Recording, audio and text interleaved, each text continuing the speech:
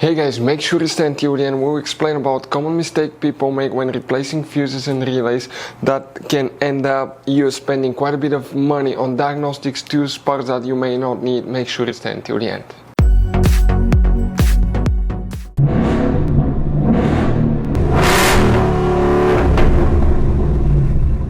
Hey guys, welcome back to Free Car Repair. Thank you guys for watching and subscribing to the channel. Today will be super helpful video to any of you having a Ford Explorer, that generation here from year 2011 to year 2015. If you have one of those, you have a problem where the alternator does not charge your battery. You have dead battery as a result of that. You wonder what can cause that. It could be simple fix, but it could be something more complicated. We'll talk about that. We'll also put a link in the description of the video below where you can buy cheap parts and tools. That way do not waste money and time. So let's go ahead and start on it now.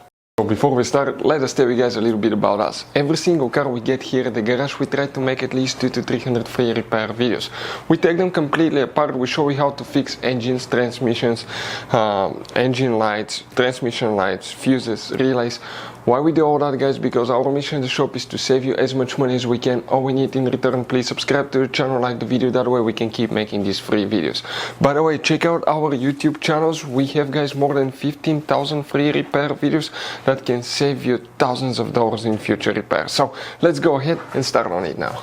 So if you guys have dead battery, the alternator is not charging, what can easily cause that now, guys? First, okay, you want to check your main fuses for the charging system. You have two of them. One of them is extremely hidden. The first one that we need to check, we need to go ahead and open the hood. Then we'll explain what else can cause it.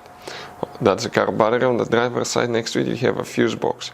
Press these two tabs, open the cover. You're going to find a fuse box with a layout like this one here.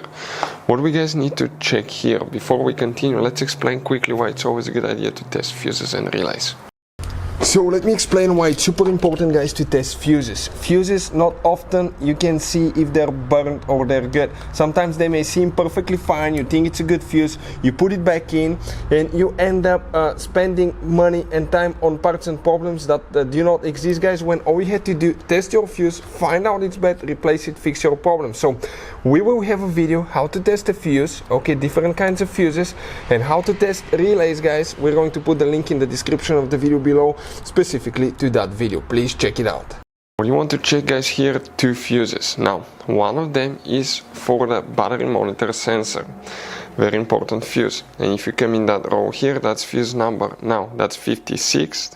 That's missing. 57. Fuse 58. You want to check that battery monitor sensor charging system fuse right here.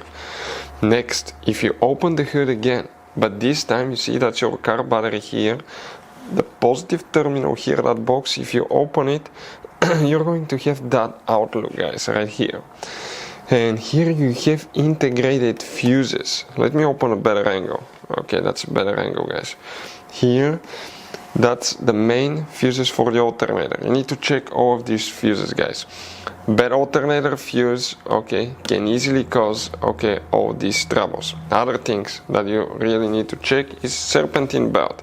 So the serpentine belt is driven by the crankshaft when the engine is running, and when it spins, it turns the alternator, so the alternator charges the battery. If the belt came off, if the belt is loose, if the tensioner is not tight, that can cause the alternator not to work correctly. Another thing, it could be bad alternator, guys. We have multiple videos on our YouTube channels how to test alternator and what are the symptoms of bad alternator for any of you guys looking for that. But those are some of the most common things that we see here at the garage. So guys, by the way, you have all kinds of different fuses, relays, circuit breakers, and check under the hood. It's even more complicated, guys. And even you have some special fuses, okay, like this one right here. One time we needed a replacement fuse, we couldn't get one, and we were stuck in the middle of nowhere because of that. We'll recommend to buy some, put them in the glove box for a peace of mind. We'll share the link in the description of the video below for your convenience, where you can get them at a good price, quick shipping, that way you do not waste money and time. Thank you guys for watching and see you next time.